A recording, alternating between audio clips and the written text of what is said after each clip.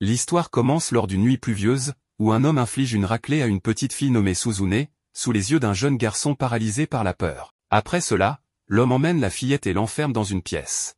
Un peu plus tard, le garçon, nommé Junta, court à la recherche de Suzune, mais en ouvrant la porte, il découvre qu'elle n'est plus là. Désespéré, il part à sa recherche et, en la trouvant, s'excuse auprès d'elle, regrettant de ne pas avoir agi plus tôt. C'est alors que l'on remarque que la fillette a un œil rouge bandé. Elle lui conseille de l'oublier et de rentrer chez lui. Cependant, Junta la prend par la main et décide de fuir avec elle. Il trouve refuge dans un temple en ruine, mais le froid est insoutenable. Heureusement, un homme errant les découvre. Voyant qu'ils sont seuls, il décide de les emmener avec lui. Le lendemain, lorsque Junta se réveille, ils arrivent dans un village construit pour abriter des forgerons, réputés pour manier d'énormes soufflets afin de forger des katanas. À leur arrivée chez l'homme, ils sont accueillis par sa fille, qui lui demande qui sont ses enfants. Son père lui répond qu'ils ont besoin d'un endroit où rester et qu'ils vivront désormais avec eux. La fillette est ravie à l'idée qu'il fasse partie de sa famille. Elle se présente à Junta sous le nom de Shirayuki et lui propose d'être amie. Suzune, quant à elle, est plus réservée, mais finit par se présenter également.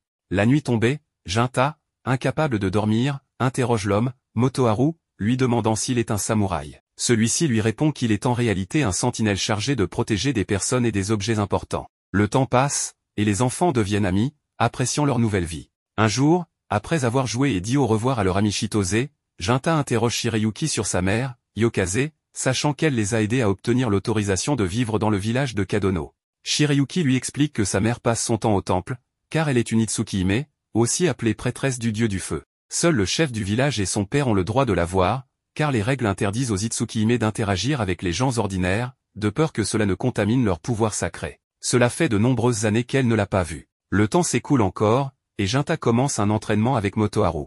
Pourtant, il a l'impression de ne faire aucun progrès. Motoharu lui attrape la tête et lui explique que, même s'il a l'impression de ne pas avancer, rien n'est éternel et qu'il change peu à peu. Il l'encourage en affirmant qu'avec le temps, il deviendra plus fort. Motoharu part ensuite accomplir ses devoirs. Shirayuki tente de remonter le moral de Junta. Peu après, Suzune les rejoint et leur annonce qu'il est temps de prendre le petit déjeuner. Les années passent. Désormais adulte, Junta, au temple, annonce qu'il a vaincu un démon qui avait utilisé une peau humaine pour infiltrer la ville. Les démons apparaissent de plus en plus fréquemment. Un ancien suppose qu'il cherche peut-être à dévorer le foie de la princesse, comme le suggèrent les légendes. Cependant, la prêtresse évoque une autre possibilité, les démons pourraient vouloir s'emparer de l'épée sacrée Yare, qui semble avoir une immense valeur pour eux. C'est alors qu'un sentinelle du nom de Kiyomasa leur dit de ne pas s'inquiéter, car l'actuelle Itsukihime est puissante, bien qu'un individu sans talent soit parmi eux.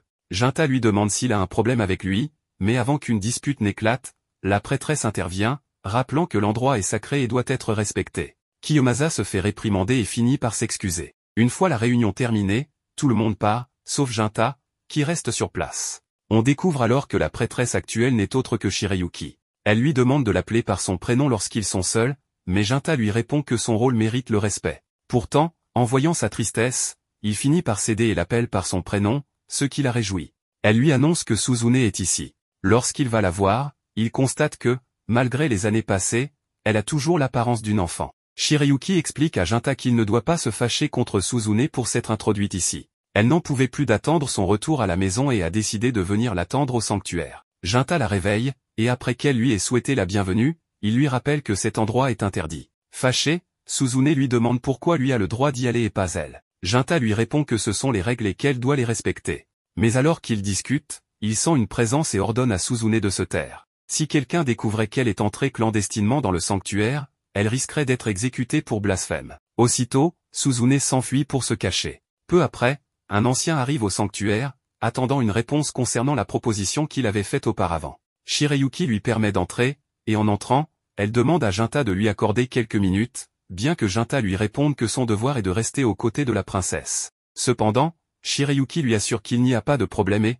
avant de partir, elle lui dit que la sécurité de Kadono est entre ses mains et espère qu'il continuera à être son défenseur fidèle. Après cela, nous retournons dans le passé, où les garçons assistent aux funérailles de la mère de Shirayuki. À la tombée de la nuit, celle-ci lui fait savoir qu'elle veut maintenant devenir Itsukihime, car elle aime le village pour lequel sa mère a donné sa vie, et elle veut l'aider à rester fort. Malheureusement, cela signifie qu'elle ne pourra plus le revoir, bien que Junta lui fasse comprendre qu'il viendra simplement jusqu'à elle. Et bien qu'il ne possède pas encore les capacités nécessaires, il deviendra plus fort. Suivant les traces de Motoharu, Il s'entraînera pour pouvoir vaincre n'importe quel démon et ainsi devenir le sentinelle du village et la revoir. Shirayuki est ému. De retour au présent, lorsque Junta sort du sanctuaire, nous voyons deux démons ravis, car tout se passe à merveille. Le lendemain, Junta médite, car on lui a dit qu'on n'aurait pas besoin de lui au sanctuaire avant l'après-midi. Suzune, ravi, saute pour l'enlacer, mais en la voyant, il lui dit que son bandage est desserré. Ils sont très heureux d'avoir enfin trouvé le bonheur. Soudainement, Shirayuki arrive à la maison et leur annonce qu'elle a obtenu l'approbation du chef et peut maintenant se promener, mais seulement pour cette journée. Ils décident de prendre le petit déjeuner tous ensemble, comme dans le bon vieux temps, et les filles en profitent pour taquiner Junta. À la fin du repas, Suzune lui fait savoir qu'elle est très contente de sortir avec la princesse et que son bonheur est aussi le sien. Junta lui ébouriffe les cheveux et lui demande de veiller sur la maison. Cependant, une fois qu'ils partent, Suzune passe de la joie à serrer les poings. Pendant ce temps, Shirayuki et Junta se promènent en ville, où tout le monde est surpris de voir le bizarre accompagné d'une belle femme. En arrivant chez Chitose, Junta passe sa commande, mais Shirayuki semble triste, car Chitose ne la reconnaît pas. Junta lui dit que c'est normal, puisqu'elle ne l'a pas vu depuis des années. Ensuite, Chitose lui remet sa commande ainsi que son plat préféré. Bien qu'un peu nerveuse, Junta avoue à Shirayuki que beaucoup de choses ont changé entre eux, car il ne joue plus le rôle de grand frère, mais celui du sentinelle du village. Tous deux comprennent et espèrent pouvoir faire de leur mieux pour protéger chacun leur propre devoir. Au coucher du soleil, alors qu'ils sont près de la rivière, Junta lui demande si elle est satisfaite, ce à quoi elle répond qu'en réalité, elle voulait juste qu'il puisse parler à cet endroit, car c'est là que tout a commencé pour elle. Elle révèle alors à Junta qu'elle va se marier avec Kiyomasa, car le chef du village l'a sermonné la veille. Puisque les démons la recherchent, elle devrait avoir un successeur avant de finir comme sa mère. Et comme Kiyomasa est un sentinelle né à Kadono, il deviendra éventuellement le chef du village, ce qui bénéficiera à tous. Junta est surpris par cette révélation. Shirayuki ajoute qu'elle accepte cette décision en tant que prêtresse, mais qu'en tant que Shirayuki, elle lui avoue qu'elle l'aime. Elle révèle qu'elle était prête à partir et à commencer une nouvelle vie avec lui ailleurs, mais elle savait qu'il ne ferait jamais ce choix. Junta lui répond qu'elle a raison. Un peu triste, elle lui demande alors s'il n'est pas amoureux d'elle. Junta répond qu'il a fait le serment de protéger Byakuya, et non Shirayuki. Il a travaillé sans relâche, apprenant à manier l'épée quand il était jeune, parce qu'elle avait courageusement pris le manteau d'Itsukihime et qu'il la respectait pour cela. Alors, s'il décidait maintenant de s'enfuir avec elle, tout son entraînement aurait été vain et une insulte à ce qu'elle représente. Shirayuki comprend, car ils sont très semblables, ils ne peuvent s'empêcher de donner la priorité à la façon dont ils vivent leur vie plutôt qu'à la personne avec qui ils la vivent. Ils doivent donc chacun poursuivre leurs devoirs, même s'ils ne peuvent pas être ensemble. Pendant ce temps, à la maison, Suzune semble anxieuse. Plus tard, au temple, on rapporte que deux démons ont été aperçus rôdant dans la forêt. Kiyomasa restera à Kadono pour protéger le village, tandis que Junta devra pénétrer dans la forêt pour remplir son devoir de sentinelle. Il accepte sa mission, mais en sortant du temple, il est confronté par Kiyomasa, qui lui demande pourquoi il reste silencieux alors qu'il a appris la nouvelle concernant Byakuya. Il sait que Junta était aussi amoureux d'elle, mais celui-ci répond qu'il ne pense qu'au bonheur de la princesse et au bien du village. Cependant, Kiyomasa ne comprend pas comment il peut accepter cela aussi facilement, alors qu'il sait qu'il est amoureux de Shirayuki. D'un autre côté, Suzune reçoit la visite d'un des démons, tandis que Junta est attaqué par l'autre. Il parvient à lui trancher le bras, mais le démon rit, affirmant qu'il savait que ce serait amusant. Il rappelle que leur espèce peut vivre des siècles, alors que les humains ne vivent qu'une fraction de ce temps. Pourquoi s'obstine-t-il donc à manier cette épée, défiant la nature pour accumuler du pouvoir? Le démon lui demande dans quel but il fait tout cela. Junta lui répond qu'il le fait pour trancher ceux qui menacent les êtres qu'il doit protéger. D'autre part, le démon demande à Suzune si elle sait ce que c'est, et effrayée, elle lui répond que c'est un démon, bien que le démon lui mentionne qu'elle en est également un. Cependant, Suzune refuse, car elle est humaine. À ce moment-là, le démon remarque que Suzune s'accroche à l'amour de son frère, et c'est ce qui la pousse à essayer de devenir humaine. Il remarque que cette personne doit être très loyale envers elle, et Suzune, émue, lui avoue que son frère est tout pour elle. Le démon lui avertit que quelqu'un tente de faire du mal à son frère, ce qui serait une aide précieuse si elle l'accompagnait. Il lui promet qu'il ne lui fera pas de mal. Cependant, Suzune refuse, car même s'il promet de ne pas lui faire de mal, rien ne garantit qu'il ne fera pas de mal à son frère. Le démon pose alors sa main sur son front et lui dit que cela l'aidera à mieux comprendre la situation. La petite voix Shirayuki se donnait à Kiyomasa et, ne pouvant le supporter, elle commence à vomir. Elle lui demande si cela était réel, et le démon lui répond que son pouvoir est la clairvoyance et qu'il peut lui montrer quelques fragments de l'avenir. Et si elle ne le croit pas, elle peut le suivre pour le voir de ses propres yeux. Suzune finit par céder et se retrouve entre les mains du démon. Pendant ce temps, dans la forêt, lors de son affrontement, Junta demande au démon pourquoi ils sont si déterminés à faire du mal aux humains. Ce dernier répond que c'est pour ce qu'il est. Bien que les démons ne tuent pas les humains par nature, ils existent simplement pour accomplir un but spécifique, et le sien se trouve ici. Jinta lui demande s'il ne peut pas exercer un contrôle, et le démon répond que, sinon, on ne les appellerait pas des démons. Décidé et sans pitié, Jinta choisit d'en finir avec ce démon, bien que ce dernier utilise son pouvoir d'assimilation pour augmenter sa force. Ayant dévoré d'autres démons auparavant, ils s'affrontent violemment, où Jinta perd son bras. Mais avant d'être envoyé dans l'au-delà, il prend la pointe de son épée brisée et poignarde le cœur du démon. Cependant, avant de mourir, ce dernier avertit Jinta qu'il a pu accomplir son but, car l'autre démon avec lequel il travaillait a déjà vu très loin dans le futur, exactement 170 ans plus tard, au moment où une divinité maléfique fera son apparition. Jinta se demande de quel démon il parle, mais se souvient alors de Suzune. Il est inquiet. Cependant, avant de mourir de manière désespérée, le démon utilise son bras amputé pour saisir la tête de Jinta et lui dit qu'il va lui offrir un cadeau d'adieu.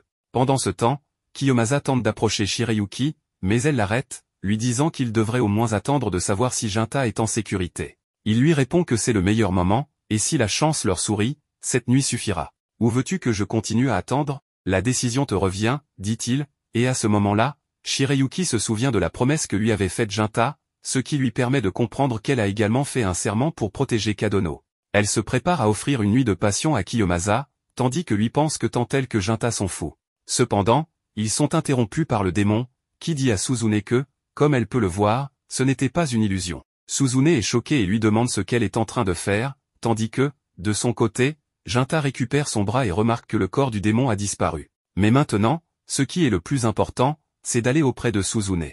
Malheureusement, en voyant le village, il constate qu'il est en flammes. De son côté, Suzune demande à Shirayuki de lui expliquer ce qu'il est en train de faire et pourquoi il a tant souffert tout ce temps, peu importe combien cela a déchiré son cœur. Il a fait tout ce qu'il pouvait pour qu'elle et Jinta soient ensemble, car il savait que cela les rendrait heureux.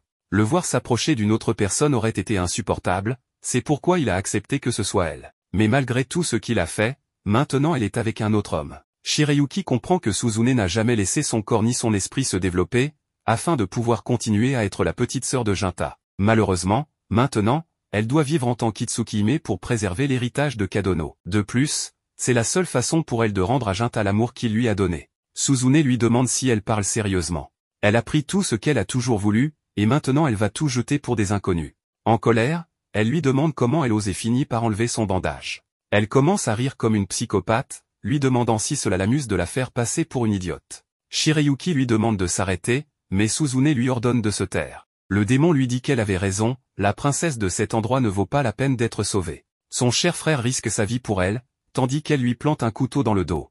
Elle lui demande si cela ne la met pas en colère de voir son frère se blesser à cause de cette vile femme. Shirayuki lui demande de ne pas l'écouter, mais le démon demande à Suzune ce qu'elle pourrait faire pour aider son frère, suggérant que le mieux serait que cette princesse stupide meure. À ce moment-là, des ombres envahissent tout l'endroit, et Suzune devient beaucoup plus grande, lui disant à Shirayuki que maintenant, la meilleure chose qu'elle puisse faire est de mourir. Kiyomasa prend son épée, mais la démoniaque le pousse, lui disant que c'est juste un combat pour les femmes. Elle lance ensuite l'épée à Suzune et lui dit que la princesse mourra sûrement heureuse, sachant qu'elle a été tuée par la même épée que son peuple vénère. Avant de partir, elle prend le corps de Kiyomasa et dit à Suzune de s'amuser pendant qu'elle dégaina son épée pour lui prendre la vie. À ce moment-là, Jinta arrive et Shirayuki court vers lui, mais finit par perdre sa tête entre ses bras. Suzune se réjouit en voyant qu'il va bien, puis commence à jouer avec le cadavre de Shirayuki sous le regard stupéfait de Jinta. En colère, il se jette sur elle. Cependant, Suzune lui demande ce qui ne va pas. Jinta, surpris, lui demande si c'est vraiment elle, et elle répond que c'est évident. Elle lui demande pourquoi il a l'air aussi triste, alors qu'elle vient de tuer la princesse pour lui. Au lieu d'être triste, il devrait sourire. Mais Jinta lui demande comment cela peut-il avoir du sens. Suzune explique que cette traîtresse voulait se marier avec un autre homme et a menti sur le fait d'être amoureuse de lui, alors il n'y a pas de raison qu'il soit triste. Ou est-ce qu'il l'aime encore, malgré le fait qu'elle lui ait poignardé le dos? Elle lui dit qu'il devrait mieux rentrer chez lui, car elle est épuisée. Cependant, Jinta lui demande comment elle a pu trahir toutes les bonnes personnes de Kadono, qui les ont élevés comme leurs propres enfants, causant des désastres et laissant le village en ruine. Et tout ce qu'elle peut dire, c'est qu'elle est fatiguée. Jinta pense que la Suzune qu'il connaissait a disparu depuis longtemps et se jette sur elle. Suzune lui demande d'arrêter, mais quand Jinta brise son épée, le pouvoir démoniaque en lui commence à affluer. Son bras se transforme et ses yeux deviennent ceux d'un démon. Suzune lui demande d'arrêter, mais il lui ordonne de se taire. La petite, qui n'est plus si petite, est déçue et lui demande s'il va l'abandonner comme tout le monde, parce que si c'est le cas, elle n'a plus besoin de lui et en a assez d'avoir foi en lui. En colère, elle le frappe pour lui dire toutes ses frustrations. Mais Jinta lui ordonne de se taire, ce qui la fait s'arrêter. Frustrée, elle attaque pour le tuer, mais en tentant de retirer son bras de son corps, elle ne parvient pas à le faire. Jinta se prépare à lui infliger un coup fatal. C'est alors que Suzune se souvient que Jinta ne lui avait jamais fait de mal, et même s'il était en colère, il ne lui ferait jamais de mal. Mais cette fois, c'est différent, et il la jette contre le mur. Cependant, en la voyant se relever, il se jette de nouveau sur elle pour en finir. Mais c'est à ce moment-là que la démoniaque intervient et prend l'attaque, demandant à Suzune de quitter les lieux. Suzune part, mais avant de quitter le temple, elle déclare qu'elle déteste désormais tout et commencera à détruire des personnes, des nations et chaque dernière chose qui existe dans ce monde. Elle dit que c'est mieux qu'on se souvienne d'elle, car peu importe le temps qui passe, elle reviendra lui rendre une dernière visite avant la fin. La démoniaque commence à rire, car elle a enfin accompli son objectif et révèle à Jinta que les démons ne pourront pas suivre le rythme de l'évolution rapide des temps. Elle a vu un futur où l'obscurité sera illuminée par la lumière créée par l'homme. Dans ce futur, les démons ne seront plus que des mythes des temps anciens. Mais maintenant qu'elle a accompli son objectif, elle peut mourir heureuse, car elle a assuré un avenir à ses frères. Après la disparition du démon, Jinta prend le corps de Shirayuki et se lamente de ne pas avoir pu la protéger. Le lendemain, les habitants commencent la reconstruction du village. Pendant ce temps, Jinta se souvient de son enfance dans cet endroit. Cependant, en sortant de chez lui et en voyant le chef du village, il lui annonce qu'il va quitter Kadono pour s'entraîner depuis zéro et se préparer à affronter le dieu démon qui déchaînera sa colère sur toute la terre. Il doit terminer cela d'une manière ou d'une autre. Le chef du village lui demande s'il va céder à la haine et tuer sa propre sœur. Il lui demande s'il est sûr de cela, car il doute que ce soit ce que son cœur désire. Il répond que Suzune est sa sœur, mais qu'il a aussi aimé Shirayuki, et il ne peut pas s'empêcher de haïr sa meurtrière. Il est actuellement consumé par une malice qui l'incite à tuer Suzune. Cependant, il admet que s'il est possible, il espère trouver une solution pacifique. Le chef du village lui confesse qu'il pensait que, lorsqu'il serait devenu démon, il ne se soucierait que du massacre. Mais en voyant qu'il restait encore un peu de décence en lui, il finit par remettre Yare à Jinta. Lorsque celui-ci dégaine l'épée, le chef du village lui dit que désormais, il est le propriétaire de Yare, ce qui signifie que selon la tradition, il doit ajouter le kanji de nuit à son nom et qu'à partir de ce moment, il sera connu sous le nom de Jinya. Maintenant que le ligné des Itsukihime est éteinte, cette épée ne ferait qu'accumuler de la poussière dans le sanctuaire, il est donc préférable qu'elle soit entre ses mains. Ensuite, il s'agenouille et lui présente ses excuses, car il était bien conscient de tout l'amour qu'il y avait entre lui et la princesse. Bien qu'il sache aussi que Kiyomasa avait des sentiments pour elle, et bien que l'on disait que cela se faisait pour le bien de Kadono, en réalité, il imposa ce mariage uniquement parce qu'il voulait que son fils soit heureux, et ainsi, toute cette tragédie repose sur ses épaules. Jinta le prend par l'épaule et continue son chemin, non sans rappeler les paroles du vieil homme qui lui avait dit que, puisqu'il avait l'intention de revenir à Kadono dans quelques années, le moins qu'il puisse faire est de construire un temple en son honneur. De son côté, Jinta est arrêté avant de partir par Chitose, qui lui crie qu'à ses yeux, il est la même personne qu'il a toujours été. Jinta, ou plutôt Jinya, lui demande de lui garder un peu de mochi aux algues pour son retour. En commençant son voyage, il comprend pourquoi le démon qu'il a tué se sentait si satisfait lorsqu'il a dit qu'il avait accompli son but. 170 ans passent en un clin d'œil, et maintenant Jinta se retrouve 170 ans dans le futur. Vers les années 1850, Jinta, désormais connu sous le nom de Jinya, s'était forgé une excellente réputation en tant que chasseur de démons. Un jour, il est convoqué par un homme riche pour une mission spéciale. L'homme le présente à son assistant, Zenji, et lui dit qu'il pourra s'adresser à Zenji pour obtenir tous les détails supplémentaires. Puis, il quitte la pièce. Zenji salue Jinya et lui demande ce qu'il sait déjà. L'homme lui a parlé de sa fille adorée, Natsu, et du démon qui rôde récemment autour d'elle. Il veut que Jinya la protège. Mais l'histoire ne s'arrête pas là. En réalité, Jinya va devoir agir comme garde du corps pour Natsu, car depuis ses 13 ans, elle affirme entendre un démon rôder devant sa chambre. La créature répète sans cesse « Rends-moi ma fille ». Natsu est terrifiée à l'idée d'être enlevée. À ce moment-là, Natsu fait irruption dans la pièce, à la recherche de Zenji. Elle aperçoit Jinya assis là et devine qu'il s'agit du garde du corps engagé par son père. Mais lorsqu'il tente de se présenter, elle le coupe net. Elle ne veut rien avoir à faire avec lui et l'accuse d'être un escroc qui prétend être chasseur de démons. Zenji tente de la convaincre que Jinya est bel et bien un authentique chasseur de démons, que son père l'a trouvé après de longues recherches. Mais Natsu refuse d'écouter et ordonne à Zenji de le chasser. Cette nuit-là, Natsu reste éveillée, toujours terrifiée à l'idée que le démon revienne. Zenji s'installe devant sa porte pour la rassurer. Jinya aurait probablement été plus utile, mais comme Natsu l'a renvoyé, Zenji n'a pas d'autre choix que de prendre sa place. Il n'est pas certain de pouvoir affronter un démon, mais il promet de monter la garde jusqu'au matin, juste pour qu'elle puisse dormir. Natsu apprécie le geste, mais elle est déçue que Zenji ne croit pas vraiment à l'existence du démon. Son père non plus d'ailleurs, sinon pourquoi aurait-il engagé un samouraï douteux pour cette tâche? Zenji n'est pas sûr que le père de Natsu croit au démon, mais il est certain d'une chose, il prend tout cela au sérieux. Il tient sincèrement à Natsu, même si elle n'est pas sa fille biologique. C'est alors que Natsu entend de nouveau la voix du démon. Un frisson la traverse. Elle supplie Zenji de faire quelque chose, mais lui aussi est mort de peur. Lorsqu'il aperçoit la créature, il dit à Natsu de rester dans sa chambre pendant qu'il s'en occupe, sans avoir la moindre idée de comment il va la combattre. Juste avant que le démon ne le touche, un bras est brusquement tranché, Jinya vient d'arriver. Il demande au démon de décliner son identité, mais n'obtenant aucune réponse, il le tranche en deux d'un seul coup d'épée. Le démon s'effondre et se dissout en une fumée noire. Zenji et Natsu sont sauvés pour l'instant. Natsu reconnaît Jinya, c'est bien le samouraï qu'elle avait mis à la porte plus tôt. Il se tourne vers elle et lui demande si elle pense toujours qu'il est un imposteur. Natsu lui demande alors si le démon est mort. Mais selon Jinya, ce n'est pas si simple. D'après son expérience, un démon ne meurt vraiment que lorsqu'il se dissipe en une fumée blanche. Or, celui-ci est devenu une fumée noire. Ce qui signifie une chose, il reviendra. Le lendemain matin, Zenji remercie Jinya pour les avoir sauvés. Et puisque le démon va revenir, il lui demande s'il peut rester une nuit de plus. Jinya accepte volontiers, mais il a quelques questions à poser au sujet de Natsu. Depuis qu'il a entendu le démon dire « Rends-moi ma fille », il est intrigué. Il veut savoir s'il y a une histoire derrière tout ça. Zenji explique que les parents biologiques de Natsu faisaient partie de la famille élargie du maître de maison, mais qu'ils sont décédés il y a quelque temps.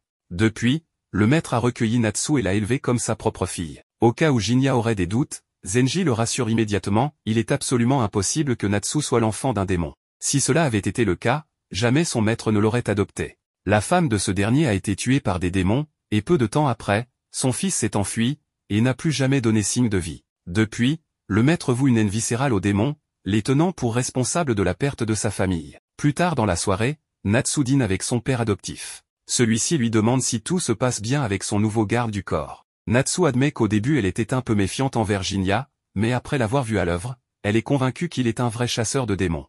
Elle lui demande alors pourquoi il a choisi Jinya en particulier. Son père lui explique qu'il y a eu récemment des rumeurs sur des démons rôdant autour de la région. En parallèle, circulait aussi une autre rumeur, celle d'un homme capable de terrasser n'importe quel démon d'un seul coup à condition d'être payé. Le père de Natsu a pris soin de vérifier personnellement ces rumeurs, et il a su tout de suite que Jinya était le meilleur choix pour veiller sur sa fille. Natsu est soulagée. Elle réalise alors que son père a vraiment pris au sérieux ses inquiétudes concernant le démon. Et pour elle, l'amour de son père est ce qui compte le plus. Depuis qu'il l'a adoptée, elle vit heureuse, mais elle reste tourmentée par les rumeurs et les médisances que les gens colportent à son sujet. Cette nuit-là, comme prévu, Zenji et Jinya montent la garde devant la chambre de Natsu. Soudain, celle-ci sort et demande à Jinya de lui dire son nom, car elle ne lui avait pas laissé le temps de se présenter la première fois. Comme son père semble beaucoup estimer cet homme, Natsu a décidé qu'elle allait lui faire confiance aussi. Jinya remarque à quel point elle est attachée à son père adoptif, Juho, mais il trouve cela tout à fait naturel. Il l'a recueillie et lui a offert un foyer, elle lui en est profondément reconnaissante. À ce moment-là, Jinya lui pose une question, il a entendu parler de la disparition du fils de Juho, et il aimerait en savoir plus. Mais dès qu'il évoque le sujet, Natsu crie qu'elle n'en sait rien. Le sujet semble très sensible, alors Jinya décide de ne pas insister pour ne pas la blesser. C'est alors que Natsu lui pose une étrange question, est-il possible qu'un démon et un humain puissent avoir un enfant ensemble? Jinya lui répond que oui. Troublé, Natsu commence à penser qu'elle pourrait vraiment être la fille du démon qui ne cesse de l'attaquer. Mais Jinya la rassure immédiatement, elle n'a aucun lien avec cette créature. Natsu lui demande comment il peut en être aussi sûr. Jinya lui explique alors qu'il connaît personnellement ce démon, il a un passé avec lui, et il sait pertinemment que ce démon ne peut pas être sa mère. Dans ce monde, il existe plusieurs façons pour un démon de naître. Il peut venir de l'union de deux démons, d'un démon et d'un humain, mais parfois, dans de rares cas, un démon peut naître de rien. Ces entités sont issues d'émotions puissantes, surtout négatives. Lorsque ces émotions s'accumulent chez une personne, elles peuvent parfois prendre une forme physique, comme celle d'un démon. Soudain, le démon réapparaît. Natsu panique. Mais Jinya s'avance calmement vers lui et lui demande de décliner son nom. Le démon, visiblement peu intelligent, ne comprend pas ce qu'il dit et se jette sur lui. Jinya le frappe au visage et le plaque au sol. Zenji, affolé, supplie Jinya de tuer le démon sur le champ. Mais Jinya répond que s'il le fait, la créature reviendra encore. Natsu demande pourquoi. Alors Jinya lui révèle la vérité, c'est elle qui a donné naissance à ce démon. Il s'est manifesté en réponse à son sentiment profond, cette idée que, si elle causait suffisamment de remous, son père porterait plus d'attention à elle. Natsu refuse d'abord de croire ce que Jinya lui dit, mais tout semble parfaitement logique. Elle voulait tellement que son père la traite comme sa vraie fille, et soudainement, un monstre est apparu, comme pour exaucer ce souhait. Jinya lui explique que la seule façon de faire disparaître ce démon est de reprendre le contrôle de ses émotions. Mais Natsu est perdue. Comment faire? Jinya lui dit simplement, elle doit accepter ses sentiments et lui demander sincèrement d'éliminer le démon. Elle réfléchit un instant, tout ce qu'elle a toujours voulu, c'est être aimée par Juzu comme sa propre fille. Mais elle avait l'impression qu'il ne l'aimait pas vraiment. C'est pourquoi elle en est venue à croire que si un démon l'attaquait, il ferait peut-être plus attention à elle. Et maintenant, ses émotions négatives ont pris forme sous ses yeux. Ce démon, c'est elle. Zenji intervient, il lui dit de ne pas penser ainsi. Oui, ce démon est né de ses émotions, mais ce n'est pas ça qui compte maintenant. Il sait que Juzu aime Natsu plus que tout au monde. Et elle l'aime tout autant. Ils sont juste nuls pour l'exprimer. Zenji lui promet qu'il sera toujours là pour l'aider à aller mieux. Consolée et motivée, Natsu décide de tourner la page.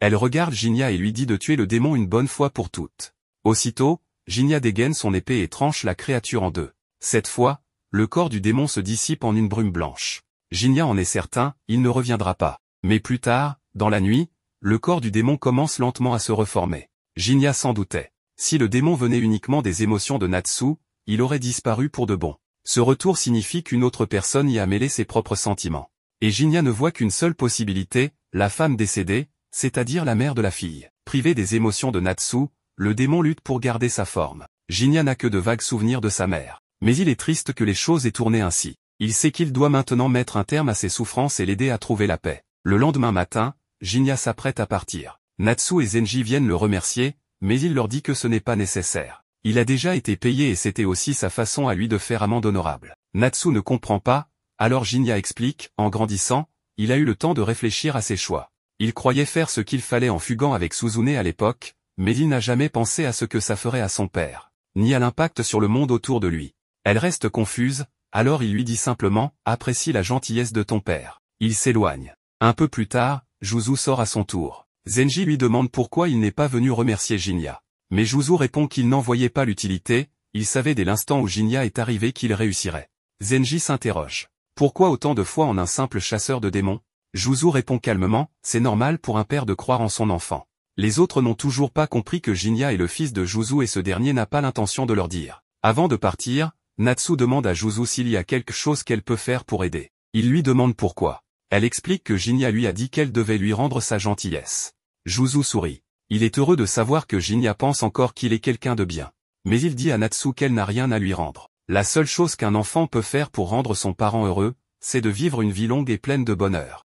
Jinya s'est rendu dans un restaurant où le gérant était aussi le cuisinier. Sa fille, Ofu, travaillait avec lui, et il lui demanda d'apporter le plat à Jinya. Ofu s'exécuta et servit la nourriture. Par la suite, le père d'Ofu s'approcha de Jinya et lui dit qu'un tueur rôdait dans les rues, et il était très inquiet pour la sécurité de sa fille. Il espérait que l'empereur prenne les mesures nécessaires concernant ce problème. Jinya lui répondit qu'il devrait faire attention à ses paroles lorsqu'il parle de l'empereur. Le père d'Ofu acquiesça, mais expliqua qu'il ne voulait surtout pas perdre son restaurant, surtout qu'il en avait hérité il y a seulement 10 jours. Il mentionna qu'il l'avait acheté à bas prix à l'ancien propriétaire, ce qui ne surprit pas Jinya. Le père d'Ofu complimenta Jinya sur son goût raffiné, et lui dit que son établissement ressemblait à une ville fantôme, notant que Jinya était venu ici pendant 5 jours consécutifs. Ofu fit remarquer à son père que s'il continuait à parler ainsi, il risquait de perdre leur seul client. Son père la rassura en disant qu'il ne faisait que discuter. Il demanda ensuite l'avis de Jinya sur la nourriture. Jinya répondit que ce n'était pas mauvais,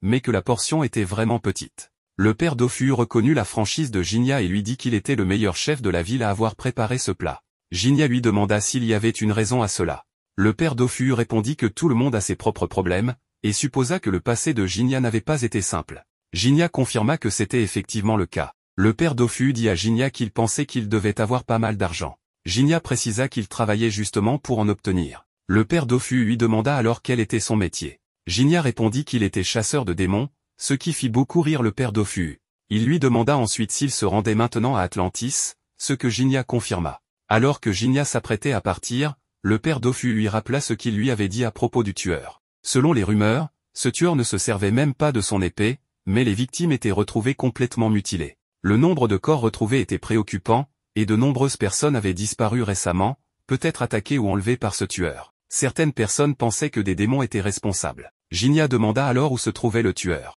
Le père d'Ofu lui répondit que c'était dans la zone d'Edo. Ofu s'approcha ensuite de Jinya et lui dit que ces tueurs et démons qui rôdaient étaient très effrayants, le suppliant d'être très prudent dans les rues à cause du danger ambiant. Jinya lui répondit qu'il était assez grand pour ne pas recevoir de leçons sur les sorties nocturnes. Ofu répliqua que faire semblant d'être dur ne faisait que prouver qu'il était encore un enfant. Plus tard, Jinya se rendit sur un pont, espérant voir le tueur ce jour-là, mais on n'obtient pas toujours ce qu'on souhaite. Il continua à avancer, mais entendit un cri et se précipita dans la direction du bruit. Il trouva alors plusieurs hommes morts. Il remarqua que ce n'étaient que des hommes alors qu'il avait entendu une femme crier. Juste après, le tueur l'attaqua et le blessa, tentant à nouveau de le frapper, mais Jinya para son coup. Le tueur réussit ensuite à le poignarder dans le dos et prit la fuite. Jinya lui dit que cette puissance était très intéressante, et qu'il espérait qu'il attaquerait encore. Il se prépara à l'affronter, libérant le pouvoir du démon en lui.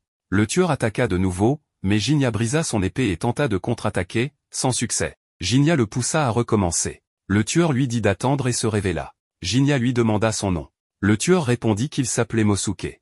Jinya lui dit que son nom resterait gravé dans sa mémoire, à moins qu'il ne se prépare à mourir. Mosuke répondit qu'il n'avait aucune intention de se battre. Jinya trouva cela très drôle, ayant eu une impression totalement contraire. Mosuke expliqua qu'il pensait que Jinya était le tueur, car selon les rumeurs, le meurtrier était un démon. Il avait donc suivi une odeur démoniaque, qui l'avait mené jusqu'à Jinya. Mais puisque Jinya l'avait qualifié de tueur, il comprit qu'il y avait un malentendu. Jinya lui demanda pourquoi un démon chassait un tueur en série. Mosuke proposa qu'il parle ailleurs, à l'abri des regards. Ils se rendirent alors chez Mosuke, qui lui offrit un verre en précisant qu'il n'était pas empoisonné. Jinya répondit que même si c'était le cas, ça ne le tuerait pas. Mosuke expliqua que certains démons choisissaient d'avoir une apparence humaine pour vivre au milieu des humains.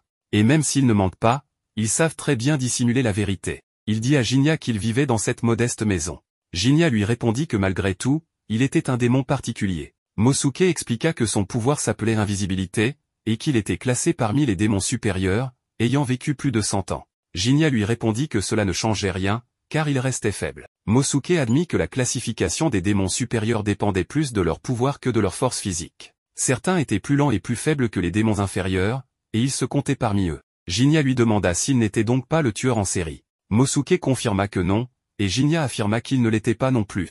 Il lui assura qu'il allait le croire. Mosuke le remercia et lui demanda pourquoi il l'avait attaqué sans mot dire, s'il pensait qu'il était le tueur. Jinya dit qu'il avait effectivement entendu parler des disparitions et que le nombre de victimes ne correspondait pas à celui des disparus. Il avait entendu le cri d'une femme, mais n'avait trouvé aucun corps. Mosuke confirma que le tueur ne tuait que les hommes et kidnappait les femmes. Il le savait, car sa propre femme, Atsuo, une humaine douce qu'il avait acceptée telle qu'il était, avait disparu il y a environ un mois. Et 10 jours plus tard, il retrouva son corps près de la rivière. Atsuo était aimée de tous ceux qui la connaissaient. Elle ne méritait pas de mourir ainsi. Mosuke confia qu'il vivait comme un humain, non pas pour la société, mais uniquement pour sa femme. Pourtant, il ressentait une haine profonde envers le monstre qui avait fait ça et qui lui avait arraché la vie. Il voulait se venger et demanda à Jinya de ne pas s'en mêler. Jinya refusa. Tuer des démons faisait partie de son travail. Mosuke proposa alors qu'ils travaillent ensemble, chacun de leur côté, pour recueillir des informations. Il demanda à Jinya de le laisser mettre fin à cette affaire lui-même.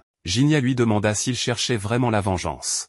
Mosuke affirma qu'il n'y avait aucun doute. Jinya lui dit que peu importait que le tueur soit un démon ou un humain, il faudrait assumer le poids d'avoir ôté une vie. Il voulait savoir si Mosuke était prêt à cela. Mosuke répondit que les démons ne mentaient pas, même pas à eux-mêmes. Jinya accepta finalement qu'ils collaborent. Ensemble, ils commencèrent à interroger les villageois. Plus tard, ils se retrouvèrent, et Mosuke déclara que c'était encore une journée fatigante sans résultat. Ils ne pouvaient pas se reposer, ils devaient continuer. Jinya approuva. Ils se rendirent ensuite chez Mosuke. Celui-ci se mit à boire. Il demanda à Jinya pourquoi il traquait sa sœur. Ce dernier expliqua que c'était pour l'argent. Il y avait beaucoup de gens qui haïssaient les démons et voulaient les voir disparaître. Il déclara qu'il comptait bien profiter de cet argent pour les tuer. Jinya lui demanda si ça le dérangeait. Mosuke répondit qu'il n'avait pas l'impression que Jinya était du genre à tuer sans raison valable. Et puis, il ne pouvait pas se plaindre tout en profitant des boissons achetées avec cet argent.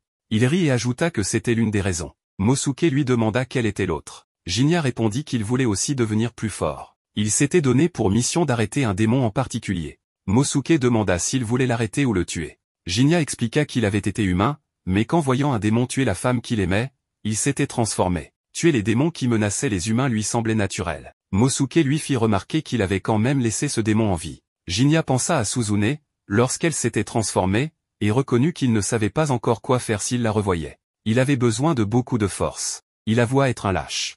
Il demanda à Mosuke ce qu'il ferait après avoir vengé sa femme. Mosuke répondit qu'il ne ferait rien. Il disait avoir vécu en humain parce qu'il détestait la violence. Il ne voulait pas être traqué ni se battre contre ses semblables. Il voulait simplement une vie paisible, et il aurait aimé que sa femme soit là pour la partager. Une fois vengé, il vivrait seul et s'occuperait de la tombe de sa femme. Jinya se rappela que Mosuke lui avait dit qu'il n'agissait jamais sans raison, mais constata qu'en vérité, il était lui aussi consumé par la haine. Une haine aveugle, comme celle qu'il portait envers sa propre sœur. Plus tard, Jinya alla manger au restaurant. Ofu l'accueillit et lui demanda s'il avait trouvé le tueur. Jinya répondit qu'il n'avait jamais dit qu'il le cherchait. Ofu lui rappela que son travail était de tuer des démons, donc suivre les rumeurs d'un meurtrier en faisait forcément partie. Jinya lui avoua que les choses ne se passaient pas bien. Le père d'Ofu intervint. Il comprenait que ce soit difficile aussi pour Jinya. Gagner sa vie était une vraie galère. Jinya répondit que le restaurant devait avoir des files d'attente rien que grâce à une serveuse comme Ofu. Le père demanda s'il trouvait qu'Ofu avait du charme. Jinya répondit que oui, à 8 sur 10. Le père d'Ofu se réjouit, trouvant que Jinya avait bon goût. Ofu demanda à son père ce qu'était cette histoire. Il répondit qu'il était heureux qu'elle n'ait jamais été dans une relation sérieuse. Ofu admit que c'était vrai, mais demanda à son père de ne pas mettre Jinya dans l'embarras. Il répondit qu'il essayait juste d'aider. Ofu dit qu'elle comptait déménager un jour, mais qu'en attendant, elle voulait rester une fille aimante. Le père accepta. Ofu s'excusa auprès de Jinya. Celui-ci lui dit qu'il n'y avait pas de souci, et que son père était un homme très gentil. Ofu répondit qu'il était sa fierté. Jinya demanda si son père n'était pas comme ça. Ofu baissa les yeux et s'excusa d'avoir posé la question. Jinya expliqua qu'il avait une petite sœur, Suzune, que leur père traitait très mal. Il la frappait et répétait qu'elle ne faisait pas partie de la famille. Alors, il avait pris sa sœur et avait fui la maison. C'était il y a longtemps. Ofu lui demanda s'il détestait son père. Jinya répondit que non. Il comprenait pourquoi il avait agi ainsi, même si les choses n'avaient pas tourné comme il l'espérait. Plus tard, sur un pont, Mosuke demanda à Jinya s'il avait trouvé quelque chose. Jinya répondit que non. Mosuke déclara que c'était encore une recherche inutile. Jinya se mit en marche et Mosuke le suivit. Il rappela qu'il n'y avait pas eu d'enlèvement ou d'attaque récemment, donc aucune nouvelle information. Mosuke s'arrêta et demanda à Jinya de regarder au loin. Jinya reconnut Ofu. Mosuke demanda s'il la connaissait. Jinya dit que c'était la fille du propriétaire du restaurant où il allait. Mosuke jugea que ce n'était pas bon pour elle d'être seule dehors. Jinya annonça qu'il allait la rejoindre et s'approcha. Ofu leva les yeux vers lui et dit que la lune était belle ce soir. Elle lui demanda s'il était seul. Jinya répondit qu'il était avec un ami, mais en se retournant, il ne vit plus Mosuke. Il avait disparu.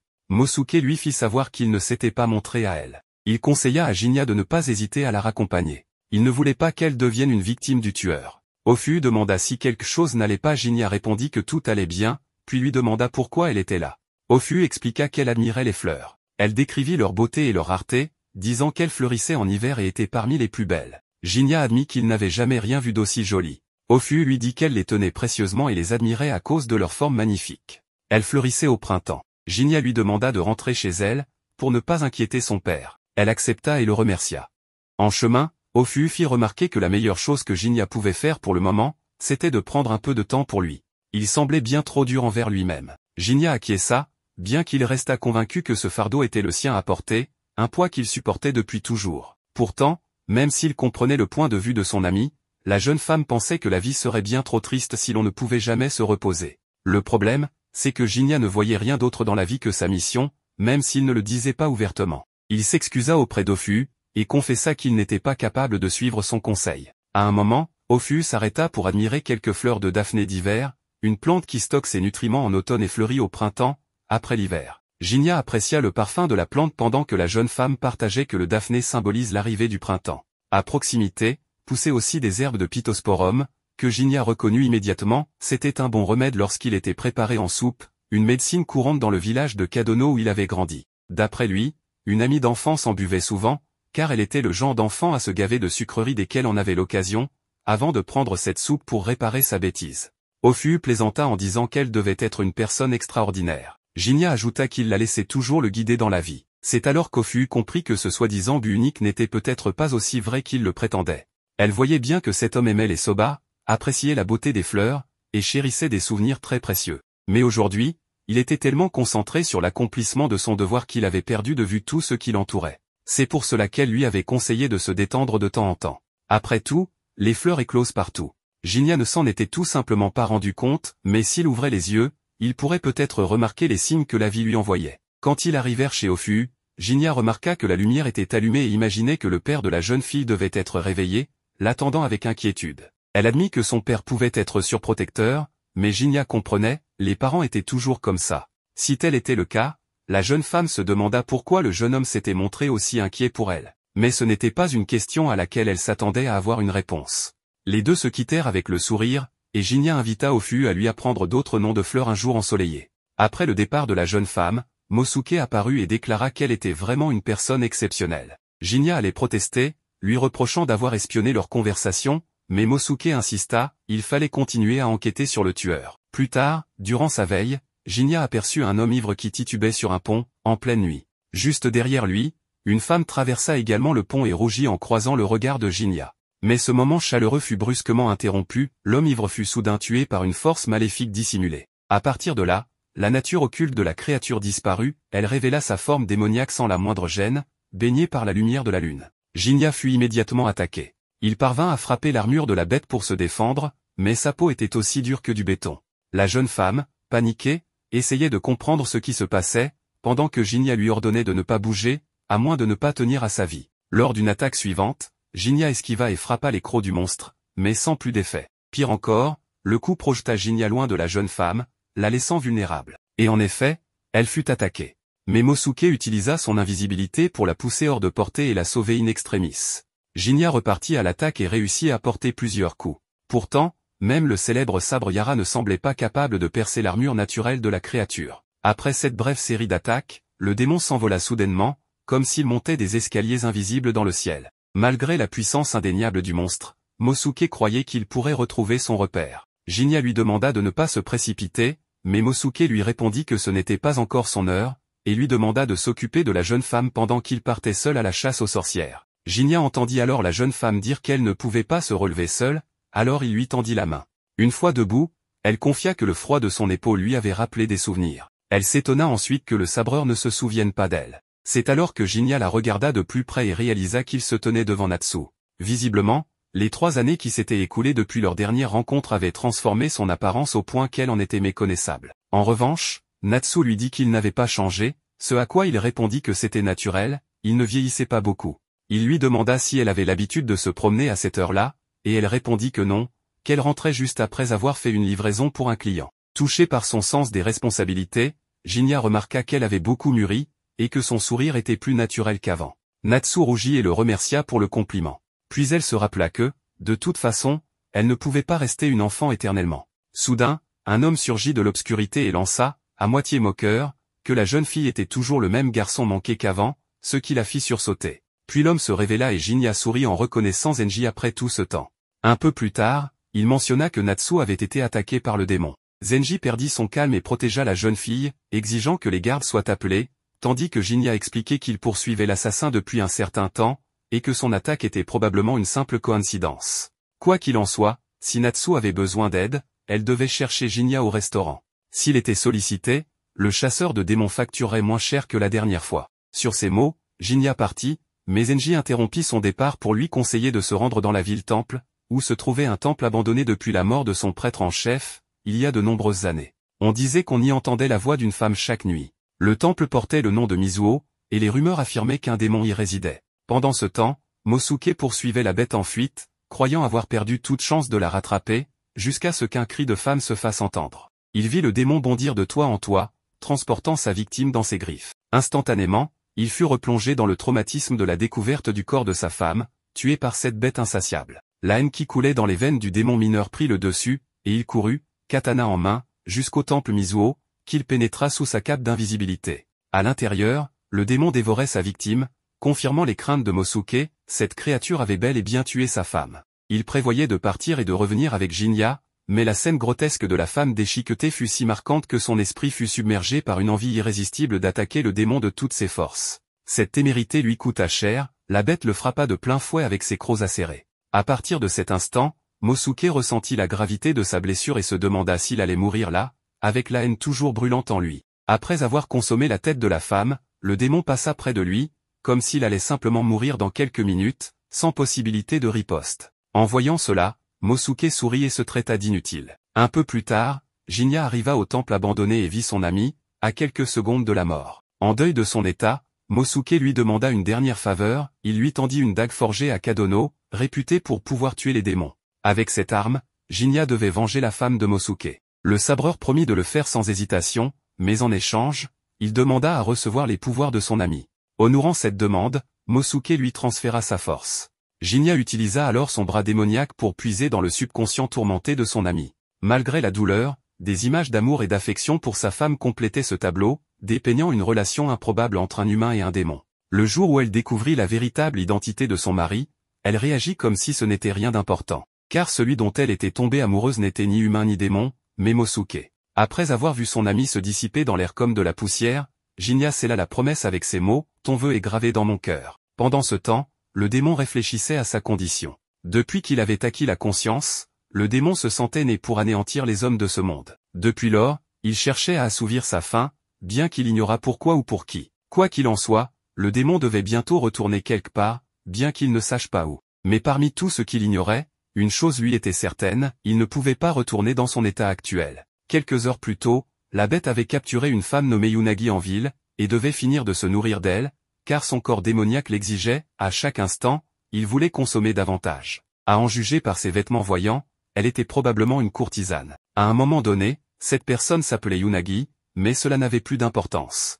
Le démon devait retourner là-bas, et vite. La raison de cette urgence lui échappait, mais elle était pressante. À ce moment-là, une voix humaine perça l'air, exprimant son incrédulité face au fait que le démon ait osé revenir à sa cachette. Puis, une silhouette invisible surgit et arracha l'un des bras du monstre d'un coup implacable. Selon Jinya, cette créature n'avait pas seulement l'apparence d'une bête, elle pensait comme une bête. Furieux, le démon tenta de localiser son ennemi par tous les moyens et attaqua son environnement de manière maladroite, manquant de peu de faire s'effondrer le temple. De son côté, esquivant chaque assaut aveugle, Jinya réalisa qu'il n'était pas le seul ennemi de cette bête aujourd'hui. Il laissa alors son bras démoniaque se transformer, et déclara que l'invisibilité mettrait fin à cette créature. En un instant, le démon crut que son adversaire se nourrissait également d'humains. Puis, comme s'il ne s'agissait que d'un jeu d'enfant, Jinya décapita son ennemi, dont la tête, toujours vivante, s'agitait sur le sol comme un poisson hors de l'eau. S'approchant de la tête, Jinya exigea que la vérité soit révélée. Depuis qu'il avait entendu parler de l'affaire, Jinya avait compris que dans cet incident du démon, le nombre de victimes et de disparus ne correspondait pas. Il semblait que le monstre tuait les hommes immédiatement, puis emmenait les femmes dans ce temple pour les dévorer, ce qui expliquait pourquoi les chiffres ne correspondaient pas. Mais quelque chose clochait, la femme de Mosuke avait été retrouvée avec son corps intact. Si le monstre devant lui était bien l'ennemi que Mosuke cherchait depuis toujours, alors pourquoi son épouse avait-elle été retrouvée ainsi? Qui était vraiment ce démon?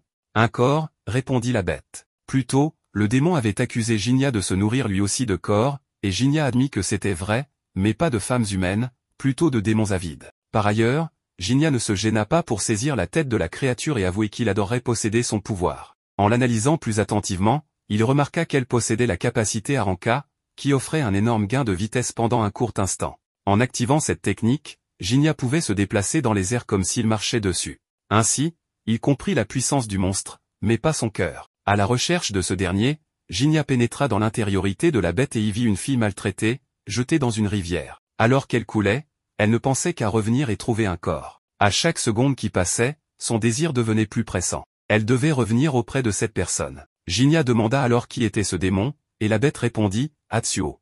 Elle avait dit à Mosuke qu'elle reviendrait. Elle avait promis de revenir. Finalement, Jinya posa doucement la tête du monstre au sol et comprit que tout ce qu'Atsuo voulait, c'était rentrer chez elle. Le lendemain matin, Jinya s'en alla. Dans son restaurant préféré, le propriétaire mentionna à sa fille qu'il n'avait pas vu Jinya récemment, et pensait qu'il avait arrêté de venir après la blague sur le mariage avec Ofu. En réalité, Ofu avait rencontré Jinya le jour où elle s'était rendue chez Asakusa, et il lui avait dit qu'il reviendrait manger tranquillement à son restaurant une fois son travail terminé. En parlant de cela, son père avait entendu dire que l'affaire du démon avait enfin été résolue, ce qui signifiait que Jinya devait en avoir eu assez de cette affaire. Mais sa fille se rappela quelque chose que le sabreur avait dit, les démons n'avaient pas encore été exterminés. Ce soir-là, deux hommes marchaient dans la rue, cherchant une victime plus jeune cette fois, car les choses s'étaient calmées dans le coin. De préférence, une femme mariée, car c'était plus exaltant quand elle hurlait le nom de leur mari en se débattant jusqu'au bout. Ils se remémorèrent la dernière fille criant « Mosuke ». Et cela suffisait à les faire rire aux éclats. À ce moment-là, Jinya apparut sans un mot. Il décapita le premier homme et transperça la poitrine du second. Cela fait, il annonça à Mosuke que son vœu avait enfin été exaucé avec succès. Un soir, un homme se dirige vers une boutique de soba lorsqu'il remarque quelqu'un passer. Pour une raison inconnue, cette personne lui rappelle son frère, alors il la fixe pendant quelques secondes. Pendant qu'il est distrait, Natsu le bouscule accidentellement. Dès qu'elle aperçoit les sabres à sa taille, elle comprend qu'elle a fait une erreur. Cet homme est un samouraï, et offenser un samouraï à cette époque est un excellent moyen de finir décapité. Elle commence donc immédiatement à s'excuser pour l'accident. Mais le samouraï lui dit qu'elle n'a pas à s'excuser, car c'est de sa faute à lui, il n'a pas fait attention à ce qui l'entourait. Natsu est surprise, car les samouraïs ne sont pas connus pour être aussi compréhensifs. Le père Dofu sort alors de sa boutique et rassure Natsu en lui expliquant que cet homme, Naotsugu, est un samouraï réputé pour sa gentillesse, et qu'il ne causerait jamais de problème sans raison. Le lendemain matin, l'homme commande un bol de soba et s'installe. Il a l'air préoccupé. Ofu et son père viennent le voir et lui demandent ce qui le tracasse. Ils lui disent que s'il a quelque chose sur le cœur, il peut leur en parler. Naotsugu apprécie le geste et finit par leur confier qu'il est inquiet pour son grand frère. Le père d'Ofu ne comprend pas, car tout le monde sait que Naotsugu est le seul héritier de la famille Mura. Il n'est pas censé avoir de frère. Et c'est justement là le problème. Naotsugu est certain d'avoir un grand frère. Mais chaque fois qu'il en parle, on lui répond qu'il n'a pas de frère. Il se tourne vers Ofu et lui dit que le nom de son frère est Sadanaga. Mais Ofu n'a jamais entendu parler de quelqu'un portant ce nom. Naotsugu est déçu. Cela fait longtemps que ça dure. Personne, même pas ses parents, ne semble se souvenir de ce frère. Et il commence sérieusement à se demander s'il ne devient pas fou. Ofu et son père voient bien que Naotsugu souffre. Ils lui disent qu'ils connaissent quelqu'un qui s'occupe de ce genre de phénomène surnaturel. Naotsugu demande s'il parle d'un chaman ou d'un exorciste, mais ce n'est pas ça. La personne dont il parle est un simple ronin. Mais il est prêt à enquêter sur des phénomènes mystérieux, et il est suffisamment fort pour terrasser des démons. Il est donc très fiable. Par chance, Jinya entre dans la boutique à ce moment précis. Il dit qu'il aimerait commander un bol de soba, et le père Dofu se met aussitôt au travail. Une fois que Jinya est servi, le père Dofu lui demande s'il commence à apprécier les soba de l'endroit. Jinya répond que les nouilles sont toujours fades et sans éclat, mais il admet que ce goût neutre est réconfortant. Il commence donc à s'y attacher. Après qu'il a terminé de manger, Ofu s'approche pour lui servir une tasse de thé. Jinya, qui a récemment suivi des leçons de composition florale avec elle, devine immédiatement quelle fleur elle a utilisée pour parfumer le thé. Il l'apprécie vraiment. Il la complimente aussi sur sa manière de servir, qui s'est beaucoup améliorée. Mais avant qu'il n'aille plus loin dans la conversation, Naotsugu les interrompt. Il s'excuse de déranger Jinya, mais on lui a dit que ce dernier enquête sur les phénomènes mystérieux, et il espère qu'il pourra l'aider à résoudre son problème. Malheureusement, Jinya répond qu'il ne peut pas l'aider, car sa seule compétence est l'extermination de démons. Donc, à moins que le problème de Naotsugu ne concerne un démon, il ne pourra rien faire pour lui. Plus tard, Natsu croise Jinya par hasard dans une boutique de mochi. Elle est surprise de le voir là, car elle ignorait qu'il avait des passe-temps. Elle s'assoit à côté de lui, et sans prévenir, Jinya lui demande si elle et Zenji vont bientôt se marier. Natsu est tellement surprise par la question qu'elle manque de s'étouffer avec son mochi. Une fois qu'elle parvient à se reprendre, elle demande à Jinya pourquoi il parle soudainement de mariage. Il lui répond qu'il était juste curieux. Natsu a maintenant 16 ans, et à cette époque, c'est un âge considéré comme approprié pour se marier. Il s'est donc dit que Juho voudrait sûrement qu'elle épouse quelqu'un de fiable, comme Zenji. Natsu comprend le raisonnement de Jinya, mais il n'est tout simplement pas question qu'elle épouse Zenji. Ce n'est pas qu'elle ne l'aime pas, mais il est bien plus âgé qu'elle et a toujours été comme un grand frère, pas un partenaire potentiel. Puisqu'il parle de mariage, Natsu en profite pour lui retourner la question, pourquoi Jinya n'a-t-il toujours pas trouvé de femme? Jinya répond qu'il n'y a pas beaucoup de femmes assez folles pour épouser un chasseur de démons sans revenu stable. Natsu ne peut pas vraiment contester cet argument, mais elle lui dit qu'il devrait quand même envisager de se poser un jour, après tout, il ne sera pas jeune éternellement. Elle lui demande alors quel âge il a. Elle pensait qu'il était dans la vingtaine, mais il lui répond qu'il a 31 ans. Elle se souvient qu'il avait déjà dit être immunisé contre le vieillissement, elle avait pris ça pour une blague, mais maintenant elle commence à douter. Elle lui demande de lui révéler son secret, mais Jinya ne veut pas avouer qu'il est à moitié démon. Alors il lui donne une réponse vague. Il laisse ensuite de l'argent sur la table pour payer les mochi, puis se lève, il doit aller chasser des démons. Natsu lui demande pourquoi il choisit de chasser les démons alors qu'avec son talent au sabre, il pourrait facilement trouver un travail plus stable. Jinya ne sait pas vraiment quoi répondre. La seule chose qu'il parvient à dire, c'est que c'est le seul moyen d'atteindre ses objectifs. Natsu est un peu soulagée. Avec le comportement stoïque de Jinya, elle s'inquiétait qu'il n'ait aucun but dans la vie, qu'il soit vide. Mais maintenant, elle comprend, c'est juste un homme normal avec ses rêves et ses inquiétudes. Quoi qu'il en soit, elle doit retourner à la boutique. Elle dit au revoir à Jinya et lui rappelle de ne pas trop se tracasser. Plus tard ce soir-là, Naotsugu s'apprête à sortir pour continuer à chercher son frère, encore une fois. Mais avant qu'il ne quitte la maison, sa mère l'arrête. Elle commence à s'inquiéter de son comportement. Elle lui a déjà dit plusieurs fois qu'il n'a pas de frère. Mais Naotsugu se souvient de Sadanaga comme si c'était hier, il est convaincu qu'il existe, et il ne compte pas abandonner tant qu'il ne l'aura pas retrouvé. Sa mère pense qu'il va trop loin. Elle a entendu dire qu'il était allé jusqu'au bas-fond et au quartier rouge pour chercher ce frère inexistant. Et maintenant, ça commence à ternir la réputation de la famille. Elle lui rappelle qu'en tant qu'héritier de la famille Mura, il doit préserver sa dignité et se concentrer sur ses responsabilités. Mais depuis qu'il a commencé ses recherches, il néglige tout. Naotsugu lui répond qu'il assumera ses devoirs une fois qu'il aura retrouvé son frère. Puis il s'enfuit dehors pour ne plus l'entendre. Alors qu'il court dans les rues, il repense à un souvenir avec son frère. Il voudrait tellement le retrouver. Mais il ne reste presque aucune trace de lui. C'est alors que Jinya apparaît derrière lui. Il lui demande s'il cherche encore son frère. Naotsugu le reconnaît, c'est l'homme du restaurant de soba.